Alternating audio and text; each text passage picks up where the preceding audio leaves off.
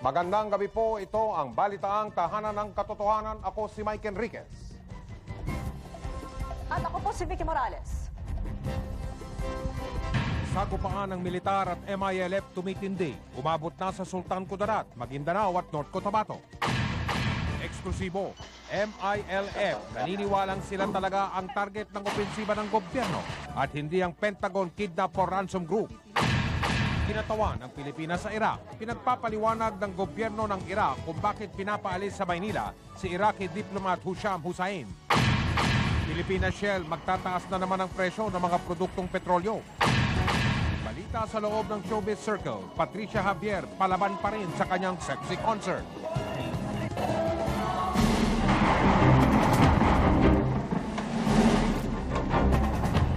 Lumalawak na po ang nasasakupan ng bakbakan dito sa Mindanao. Ayon sa militar, pagkatapos na ibinigay ni Pangulong Arroyo ang utos na salakayin uli ang Pentagon Kidnap for Ransom Gang na kinanlong umano ng MILF, nagkahiwa-hiwalay na ang mga kalaban ng militar.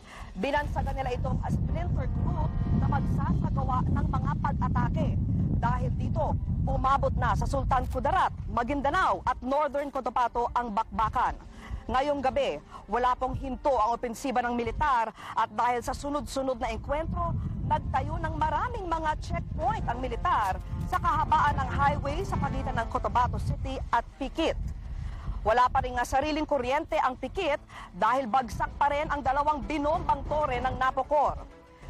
Nagtatiyaga ang mga residente rito sa Kandila at Debateryang Bumbilya. Puno po ng takot ang mga residente rito at dahil sa gulo, maging ang transportasyon ay apektado. Kagabi na nga isinara ang highway na nagdudugtong sa Cotabato at Davao City. Namataang umaaligid ang ilang umanong MILF, nagmistulang ghost town ang ilang barangay sa kahabaan ng highway. Nagsilikas agad ang mga residente roon sa takot na madamay sa sagupaan. Pero kaninang umaga, idineklarang ligtas na ang kahabaan ng highway at pinayagang dumaan ang mga sasakyan. At sa Sultan Kudarat naman, ng hostage daw ang MILF ng 10 katao, kasama na rin po ang ilang bata. Naabutan sila ng militar at sumiklab ang bakbakan. Si Cesar Polinario ang ating saksi. Alas 6 kaninang umaga nang mamataan ng militar ang may 500 miyembro ng MILF sa hangganan ng Barangay Kadsalan at Barangay Tinunagis, Lambayong, Sultan Kudarat. Natsyempohan umano nila ang mga rebelde nagnanakaw sa mga residente at ng hostage pa. 10 kataong in-hostage ng mga rebelde, karamihan ay mga babae at bata. Kinuha yung anak ko, hinostage nila. Marami sila. 8 sila. Isa lang yung anak ko doon ang nadala. Ilan yung mga nakuha? Mga 8 pa sir yung nakuha. 8 pa yung nakuha. Pero sila, nakalabas na sila sir ba. Tapos pinasok lang yung mga bahay nila. Kinuha yung mga pagkain, mga damit nila. Lahat-lahat kinuha. Nagkaroon ng sagupaan na tumagal ang 3 oras. Nang humupa ang barilan, 41 rebelde ang patay sa sagupaan. Isa sa kanila ay nakilalang commander ng MILF. Nadatnan pa namin ang mga bangkay ng mga rebelde na nakalatag sa palayan, katabi ng kanilang mga armas. Patay rin sa engkwentro si Barangay Captain Junicio Reyes. Isa lang sa 10 biyag ang nabawi ng militar. Ang 9 na iba pa binitbit ng mga rebelde sa kanilang pagtakas. Ngayon ay kumbinsido na ang militar na hindi lang Pentagon Group ang nagsasagawa ng panghihidap at pagnanakaw sa mga sibilyan, kundi pati ang kumakanlong sa kanila na grupo ng MILF. May pruweba na raw sila sa koneksyon ng MILF sa Pentagon Group. The pictures that you took there, we brought you there. Nakita niyo naman ang mga baril, mga armas na malalaking high caliber firearms that we recovered from them together with the bodies of these 25 who were killed. Sa ngayon ay patuloy ang clearing operation ng militar sa ilang barangay sa Sultan Kudarat. Mula rito sa Sultan Kudarat, Cesar Apolinario ang inyong naging saksi. Sunod-sunod naman ang ginawang pag-atake ng Moro Islamic Liberation Front sa militar. At sa dito sa North Cotabato pa rin, naiipit ang mga residente dito sa bakbakan nila. Nagbabalik si Cesar Apolinario ang ating saksi. Ang pag-atake ng mga MILF ay sa Barangay Dalingawin, Pikit, North Cotabato ngayong madaling araw. Minorta ng mahigit 40 rebelde ang detachment ng militar sa naturang barangay. Hindi tinamaan ng detachment at agad tumakas sa mga rebelde. Wala namang nasugatan sa insidente. Dahil dito nagsilika sa mga residente at nagmistulang ghost town ng kanilang lugar. Alas 7:30 naman ng umaga, sunod na inatake ng 80 MILF ang CAFGU detachment sa Pagangan, Dos Alios sa North Cotabato. Minortar din ang nasabing detachment na laban ng mga sundalong nakatalaga doon. Pero wala namang nasaktan sa 30 minutong bakbakan. Agad na tumakas sa mga rebelde. Hinala ng militar diversionary tactic lang ito ng MILF para dito mabaling ang kanilang atensyon. Pinupunti raw kasi ng mga rebelde ang mga tulay na nagdudugtong sa Cotabato City at Davao City. Naharas lang nila ang para yung mahati yung konsentrasyon. So, may mga dito sa along the highway ang gina-secure. So yung detachment namin sa loob, yun ang inuna nila. So ito ngayon ang isa sa binibigyan ng pansin natin for security, baka ipasabog nila.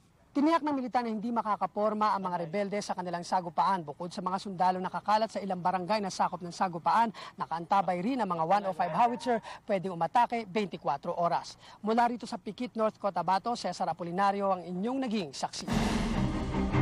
Naniniwala naman ang MILF na sila talaga ang target ng militar at hindi ang Pentagon Gang tulad nga ng sinasabi ni Pangulong Arroyo.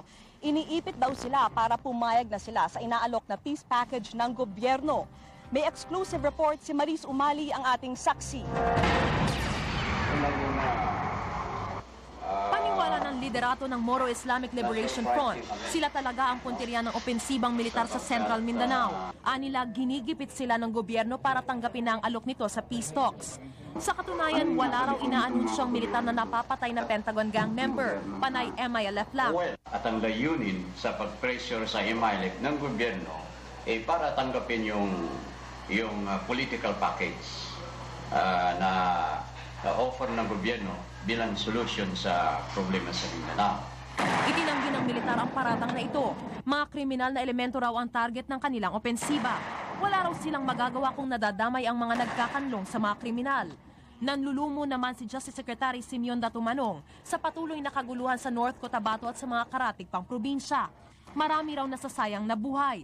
Si Datumanong ay miyembro ng Government Peace Panel na nakikipag-usap sa MILF. It is unfortunate that there is this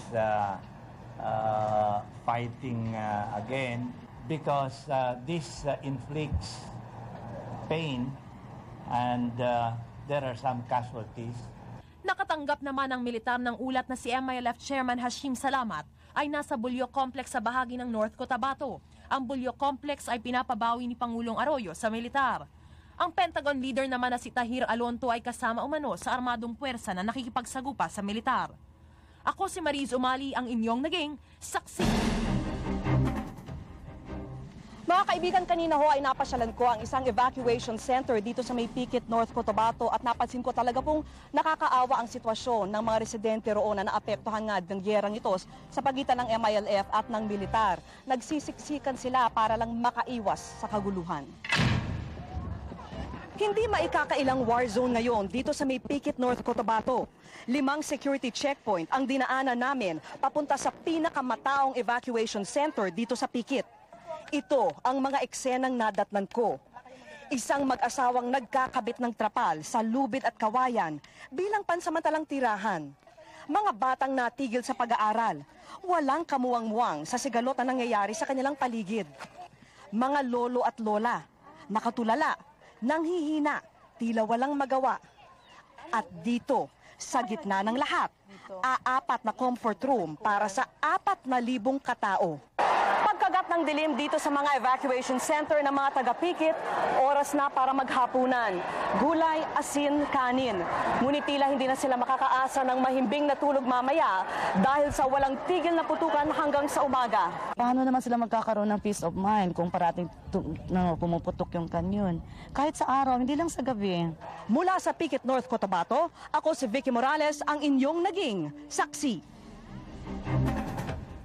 Yes, partner, hanggang sa mga sandaling ito ay talagang tumahimik na ng konti, no? Pero mamaya-maya inaasahan namin mag-uumpisa na naman itong bakbakan at sawang-sawa na ho kami sa karirinig nga dito sa mga tunog, nakakabinging tunog ng mga 105 howitzer na talagang nakakaawa ho kasi alam natin na sa bawat putok na marinig natin ay talagang napakarami, libo-libo ang nagsisilikas ng mga residente. Vicky, ibig mo ba sabihin kahit ganitong hating gabi na dyan sa may Pikit, sa North Cotabato, patuloy pa rin ang kanyunan dyan? Correct, partner. Talagang ito pa nga siguro yung kasagsagan dahil lang sinasabi raw ho nila para raw makaiwas itong mga kalaban nga ng militar dito sa mga helicopter na maaring gamitin na nga pag ganitong oras ng gabi. Hindi na, parang pinagsasamantalan nga nila yung panahon ng ito. Nabibigyan ba ng sapat na ayuda yung mga nagsilikas galing sa kanilang mga tahanan, Vicky? Mabuti na nga nabanggit mo yan, partner, dahil kanina nakausap ko nga ang ilang taga non-government organization doon nga sa pinuntahan naming evacuation center at sinabi nila talagang nangangailangan pa sila ng pagkain, ng bigas, ng kape, asukal, mga trapal at banig. Dahil talagang nakita ko yung sitwasyon doon, talagang rasyon-rasyon na lang ang binibigay, halos kanin na lang at asin ang kinakain nila. Wala na silang mapang-ulam sa kanilang hapunan. Okay, partner, diyan ka lang, ingat lang. Babalikan ka namin mamaya para sa karagdagang pangulat mula dyan sa inyong lugar sa may pikit sa North Cotabato. Iraq, hinihinga ng paliwanag ang Pilipinas tungkol sa pagpapatalsik kay Iraqi diplomat Husham Hussain. Resulta ng pinakahuling inspeksyon ng UN inspector sa Iraq, ilalatag na sa UN Security Council bukas. Ito ang sama-sama nating pagiging saksi.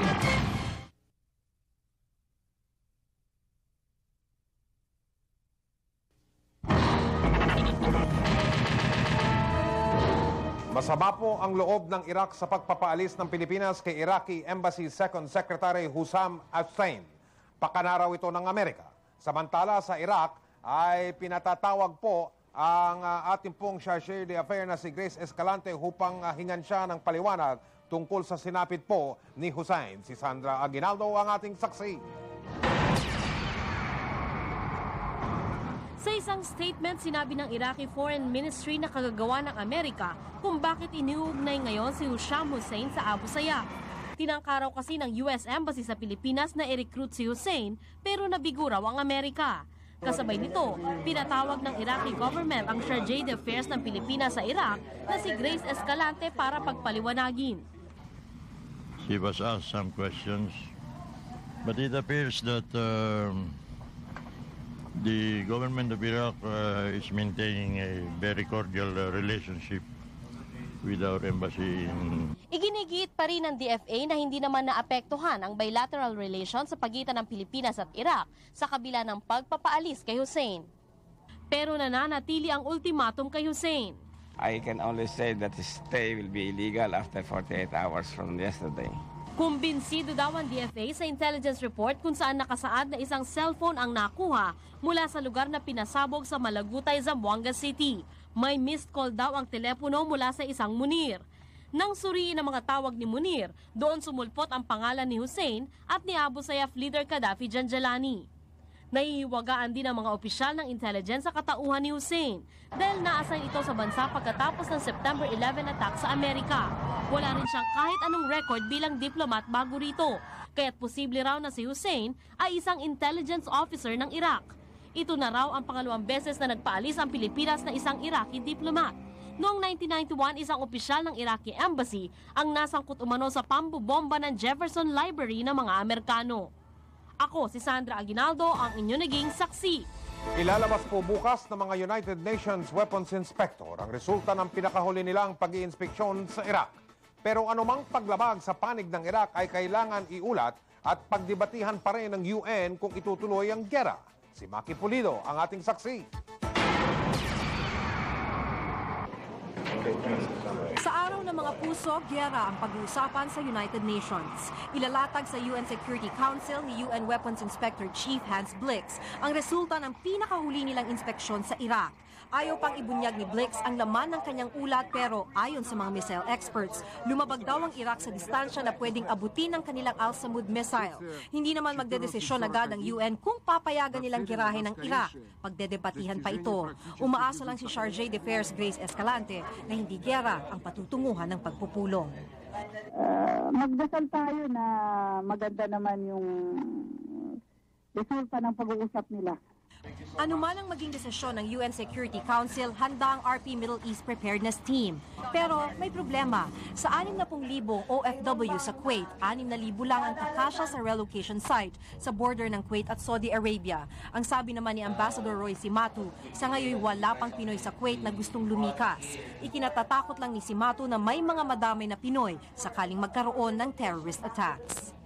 So I made it sure to them that be on alert, be vigilant, just do your job in your respective post, but be on alert. Kanina, pumasok naman ang Philippine National Oil Company at Iranian Oil Company sa isang kasunduan para sa supply ng langis, kahit pa pumutok ang gera sa Iraq. Ako, si Maki Pulido, ang inyong naging saksi. At habang papainit ng papainit ang sitwasyon sa gitnang silangan, kabi-kabila naman ang mga kilos protesta sa Kamaynilaan. Ang kanilang hinihingi, huwag ituloy ng Amerika ang binabalak na gera laban sa Iraq. Si Jiggy Manica ang ating saksi. Sa Katipunan Avenue sa Quezon City, bumuo ng human chain ng mga estudyante ng UP, Ateneo at Miriam College pagkakaisa kontra sa gera. At sa halip na eroplano, saranggola na lang daw ang paliliparin para sa kapayapaan. Sa St. Paul's College sa Maynila, may signature campaign kontra gera. Bawat pirma kapalit ay puting rosas. Hindi raw gera kundi pagmamahalan ang dapat lumaganap sa buong mundo.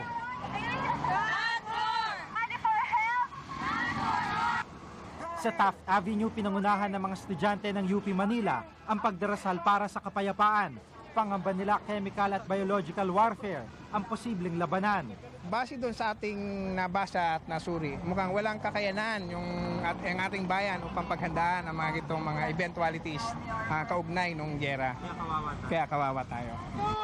Sa harap ng US Embassy, nabigo ang mga militanteng grupo na sabuyan ng pulang pintura ang embahada. Napigilan sila ng anti-riot police. 4 na rallyista ang inaresto pero agad ding pinalaya. Mamayang Amerikano para tirahin ang Iraq. Pati ang Department of Foreign Affairs kinalampag din ng mga militanteng grupo. Nagdala sila ng replika ng isang missile para ipakita ang kanilang pagtutol sa napipintong gera. Ako si Jiggy Manica, ang inyong naging saksi.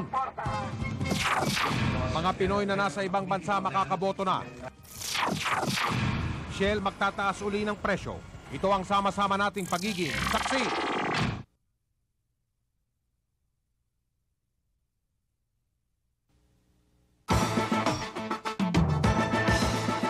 Matapos po ang 16 na taong pagkabinbin sa Kongreso, pinirmahan na kanina ni Pangulong Arroyo ang tinatawag na Overseas Absentee Voting Act of 2003. Si Richelle C. ang ating saksi. Sa halos 8 milyong Pinoy na nasa ibang bansa, tinatayang 4 na milyong OFW ang boboto sa 2004 para sa presidente, vice-presidente, senador at party list representative.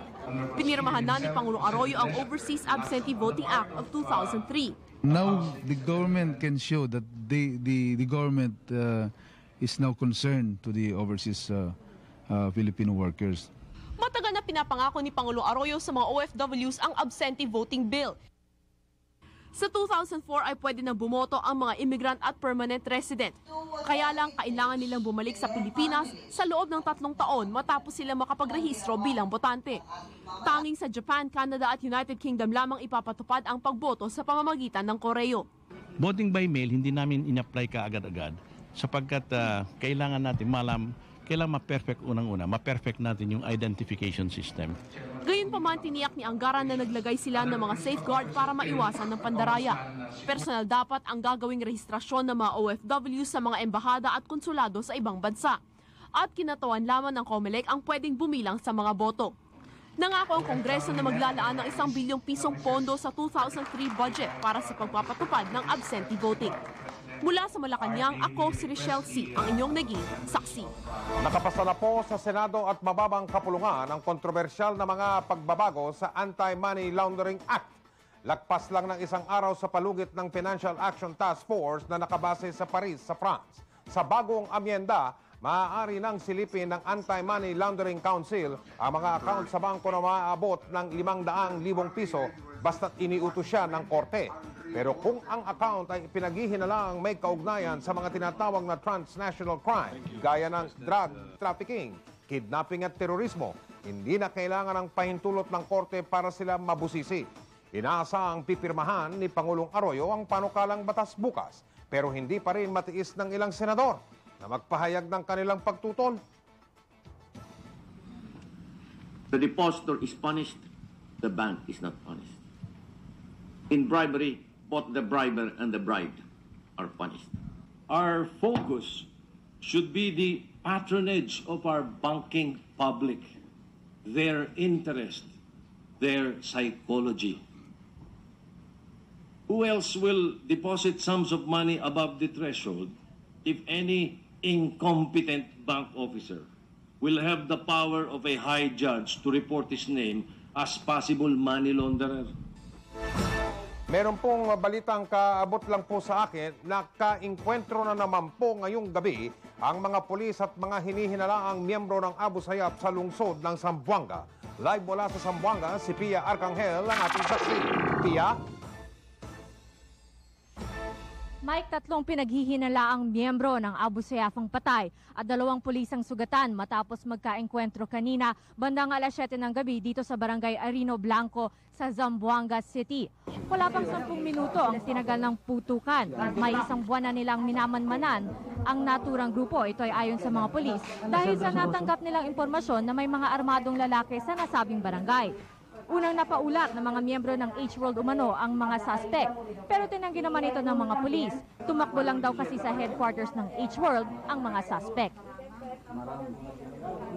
Naniniwala kayo na Abu Sayyaf sila? Definitely, yes.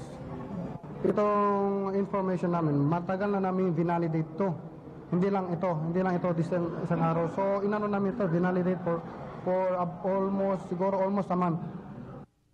There is always a possibility na ginagamit nila yan dyan na daungan nila, tsaka dyan din sila nag-i-exit kung sakaling meron silang mga activities na planong mga hindi mabuting plano.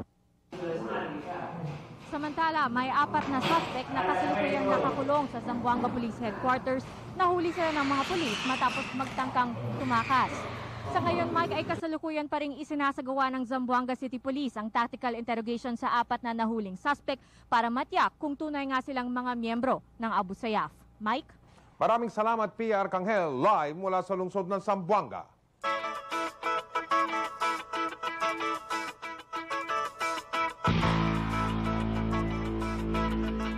Magtataas na naman po ng presyo ng mga produktong petrolyo ang Shell ngayong buwan na ito.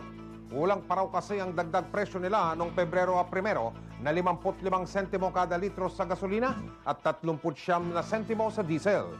Sa buwan ng Marso, posibleng magtaas pa rin daw sila. Ang Caltex ay hindi naman daw magtataas ng presyo hanggang sa susunod na linggo. Yung Dubai prices have exceeded $30 per barrel last Monday, which is in fact the highest since November of 2000, no?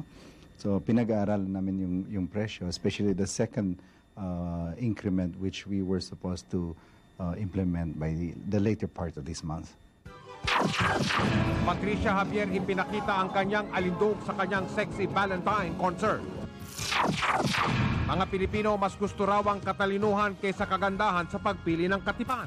Ito ang sama-sama nating pagiging saksi.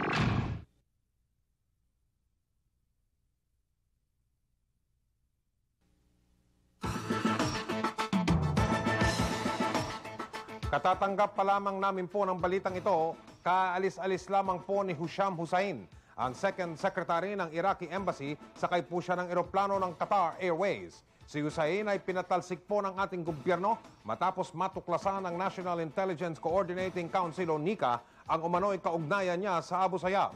Live mula sa Ninoy Aquino International Airport, si Christine Ong ang ating saksi. Christine?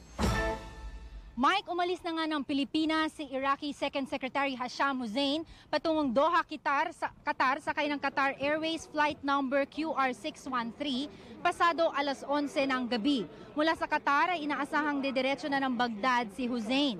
Napilitan siyang umalis matapos na iutos ng gobyerno ng Pilipinas na patalsikin si Hussein sa bansa at bansagan itong persona non grata. Ito ang naging pasya ng gobyerno matapos lumabas ang intelligence report ng National Intelligence Coordinating Agency o NICA na nag-uugnay kay Hussein sa grupong Abu Sayyaf. Nakatanggap umano ng tawag si Hussein mula sa isang miyembro ng Abu Sayyaf matapos ang pambobomba sa Malagutay, Zamboanga noong Oktubre ng isang taon. Ayaw naman na magsalita ni Iraqi Second Secretary Hasham Hussein pa ukol sa mga paratang na ito. Kasama ni Hussein na umalis ng bansa ang kanyang asawa at 3 anak. Inihatid din dito sa NAIA si Hussein ni Iraqi Charity Affair Samir Bolus. Mike? Maraming salamat, Christine Ong, live mula sa Ninoy Aquino International Airport.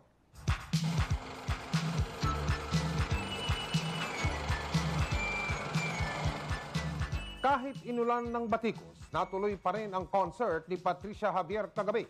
Natuloy rin ang kontrobersyal na tinatawag na shower scene. Si Lars Santiago ang ating saksi.